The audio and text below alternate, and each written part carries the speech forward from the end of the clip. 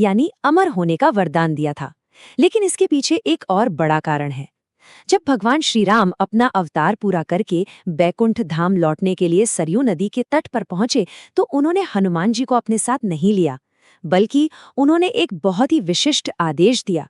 उन्होंने आज्ञा दी कि कलयुग के अंत तक वे इसी पृथ्वी पर रहेंगे, ताकि अपने भक्तों के दुखों को दूर कर सके और उनकी रक्षा कर सके।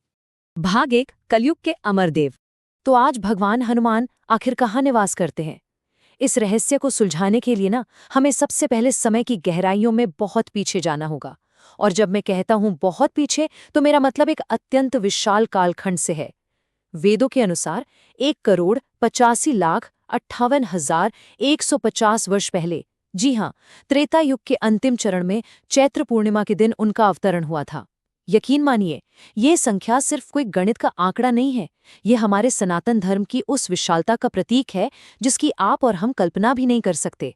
उनके अवतरण की ये कथा भी अत्यंत दिव्य है। माता अंजनी की घोर तपस्या के बाद स्वयं पवन देव ने उन्हें पुत्र प्राप्ति का वरदान दिया था। इसी वजह से तो हम उन्हें पवन पुत्र कहते हैं। और जन्म के बाद का उनका सफर, वो तो और भी अद्भुत है। उन्होंने स्वयं सूर्य देव से मात्र 7 दिनों के अंदर ही संपूर्ण ब्रह्म ज्ञान प्राप्त कर लिया था। सिर्फ 7 दिन। अगर हम उनके जन्म स्थान की बात करें, तो ऐतिहासिक और भौगोलिक साक्ष्य आज के कर्नाटक के कोप्पल जिले में स्थित अनेगुंडी गांव की ओर इशारा करते हैं। इसी जगह को प्राचीन रामायण काल में हम किष्किंधा के नाम से जानते थे। भाग 2, गुप्त और पवित्र निवास। अब आप सोच रहे होंगे कि त्रेता युग तो बीत गया, तो आज कलयुग में वो कहाँ है? जब कलयुग की शुरुआत हो रही थी, तब उन्होंने प्रभु श्री राम की तपस्या में लीन रहने के लिए एक विशिष्ट भौगोलिक स्थान को अपना निवास चुना। उनके सामने कई विकल्प थे। वो चाहते तो कैलाश पर्वत भी जा सकते थे, लेकिन उन्होंने कैलाश को नहीं चुना। क्यों? क्योंकि कैलाश स्वयं भगवान शिव का शाश्वत निवास है, और शिव के ही अवतार होने के नाते उन्होंने उस सीमा का बहुत सम्मान किया। इसके बजाय उन्होंने गंधमादन पर्वत को चुना। ये वही शक्तिशाली आध्यात्मिक भूमि है जहां पहले से ही परशुराम, कृपाचार्य और ऋषि कश्यप जैसे महान तपस्वियों ने कठोर आराधना की थी। तो अब सबसे बड़ा सवाल, आज के समय में ये रहस्यमयी गंधमादन पर्वत आखिर है कहाँ? ये पर्वत असल में कैलाश पर्वत के उत्तर में मौजूद है, और ये कई विशाल बर्फीली चोटियों से इस तरह घिरा हुआ है कि प्रकृति ने खुद इसका एक अभेद्य सुरक्षा चक्र बना रखा है। आज के भू राजनीतिक नक्शे में देखें तो ये तिब्बत क्षेत्र में आता है, बिल्कुल भारत और चीन सीमा के बीच। यहाँ पहुंचना किसी भी आम इंसान के लिए लगभग असंभव है। बिना विशेष सरकारी अनुमति के तो आप सोच भी नहीं सकते। और मान्यता ये है कि इसी दुर्गम पर्वतमाला के बीचों बीच पुराने समय का एक अति विशाल श्री राम मंदिर मौजूद है, जिसके अंदर प्रभु हनुमान की एक अत्यंत दिव्य मूर्ति भी स्थापित है। भाग 3, युगों युगों के पार मुलाकात। अब आप कहेंगे कि क्या गंधमादन पर्वत पर उनके होने का कोई ठोस प्रमाण है? बिल्कुल है, लेकिन इसके लिए हमें समय के पहिए को थोड़ा घुमाकर द्वापर युग में आना होगा। महाभारत काल में जब पांडव अपना अज्ञातवास बिता रहे थे, तो वे इत्तेफाक से इसी गंधमादन पर्वत से होकर गुजरे थे।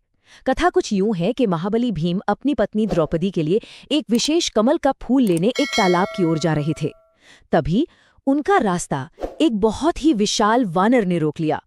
उस वानर की लंबी पूंछ ने पूरे रास्ते को घेरा हुआ था, मानो वो उन्हें आगे जाने ही नहीं देना चाहता हो। और ये वो क्षण था जब एक महाबली का अहंकार पूरी तरह से टूट जाता है। भीम, जिन्हें अपनी अपार शारीरिक शक्तियों पर बहुत ज्यादा गर्व था, उन्होंने उस वानर से पूंछ हटाने को कहा, लेकिन वानर रूपी हनुमान जी ने बड़ी ही शांति से कहा कि तुम स्वयं हटाकर आगे बढ़ जाओ। भीम ने अपनी पूरी ताकत लगा दी, लेकिन लाख कोशिशों के बाद भी भीम उस पूंछ को 1 इंच तक नहीं हिला सके। उस क्षण भीम का सारा घमंड चूर चूर हो गया। उन्हें तुरंत एहसास हो गया कि ये कोई साधारण वानर नहीं, बल्कि स्वयं भगवान हनुमान हैं। जिसके बाद हनुमान जी ने अपने असली दिव्य रूप में आकर भीम को आशीर्वाद दिया। भाग 4, पृथ्वी पर विशाल पद चिन्ह। खैर, वो तो बात हो गई द्वापर युग की, लेकिन क्या हमारे इस आधुनिक विश्व में आज के समय में उनकी उस असीम शक्ति के कोई भौतिक निशान बचे हैं? विज्ञान और इतिहास हमेशा प्रमाण मांगते हैं, है ना? जब रामायण में हम पढ़ते हैं कि भगवान हनुमान ने अपनी शक्तियों का आभास होने पर एक ही छलांग में विशाल समुद्र पार कर लिया था, तो कई लोग आज इसे सिर्फ एक कथा मानकर खारिज कर देते हैं। लेकिन जरा आंध्र प्रदेश के अनंतपुर जिले पर गौर कीजिए। आज भी वहां कई मीटर बड़े, अत्यंत विशाल पैरों के निशान चट्टानों पर मौजूद हैं। इन्हें उसी महाशक्तिशाली छलांग के भौतिक प्रमाण के रूप में देखा जाता है। ये निशान आज भी चीख चीख कर उस महाकाव्य की सत्यता की गवाही दे रहे हैं। भाग 5, 41 वर्षों का चक्र। लेकिन ठहरिए, यह रहस्य केवल भारत की भूमि तक ही सीमित नहीं है। अगर हम समुद्र पार करके श्रीलंका के घने जंगलों की तरफ जाएं, तो वहां 41 वर्ष की एक बहुत ही पवित्र और रहस्यमयी चक्राकार अवधि आज भी जीवंत है।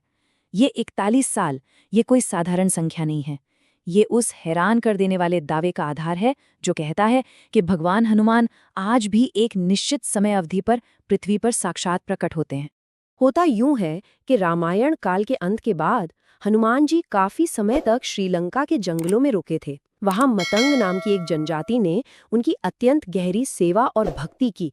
इस निस्वार्थ सेवा से वो इतने प्रसन्न हुए कि उन्होंने उस जनजाति को ब्रह्म ज्ञान दिया और एक बहुत बड़ा वादा किया। वादा ये कि वो हर 41 साल बाद इस जनजाति को ब्रह्म ज्ञान देने वापस लौटेंगे। और सबसे रोंगटे खड़े कर देने वाली बात पता है क्या है? अंतिम बार ये दर्शन साल 2014 में दर्ज किया गया था। जी हाँ, 2014 में। और अब अगली बार उनके आगमन की प्रतीक्षा वर्ष 2055 में है। ये आस्था का एक ऐसा चक्र है जो आज भी बिना रुके चल रहा है। भाग 6, प्राचीन भारत के पार गूंज। तो क्या भगवान हनुमान का प्रभाव केवल भारतीय उपमहाद्वीप और श्रीलंका तक ही है, या फिर प्राचीन काल में उनकी शक्ति की गूंज पूरी दुनिया में फैल चुकी थी? चलिए चीन के इतिहास और वहां की लोक कथाओं को देखते हैं। वहां हमें मंकी किंग की बहुत मशहूर कथा मिलती है। अब ध्यान से सुनिए। एक ऐसा शक्तिशाली वानर जिसके पास उड़ने की असीम शक्तियां हैं और जो युद्ध में बिल्कुल एक गधा के समान हथियार का उपयोग करता है। क्या ये महज कोई इत्तेफाक हो सकता है? दुनिया भर के कई प्रमुख इतिहासकारों का ये दृढ़ विश्वास है कि चीन का ये मंकी किंग सीधे तौर पर भगवान हनुमान के चरित्र और उनकी शक्तियों से ही प्रेरित है। ये साफ दर्शाता है कि हमारी प्राचीन ग्रंथ संपदा ने कैसे वैश्विक इतिहास को आकार दिया है। गंधमादन पर्वत की उन बर्फीली अभेद्य चोटियों से लेकर श्रीलंका के घने अनजान जंगलों तक, प्राचीन महाकाव्यों के पन्नों से लेकर हमारी आधुनिक दुनिया में मौजूद उन विशाल पदचिह्नों तक, सनातन धर्म के ये रहस्य और कलयुग में भगवान हनुमान की उपस्थिति की ये कथाएं सचमुच हमें गहराई से सोचने पर मजबूर कर देती हैं।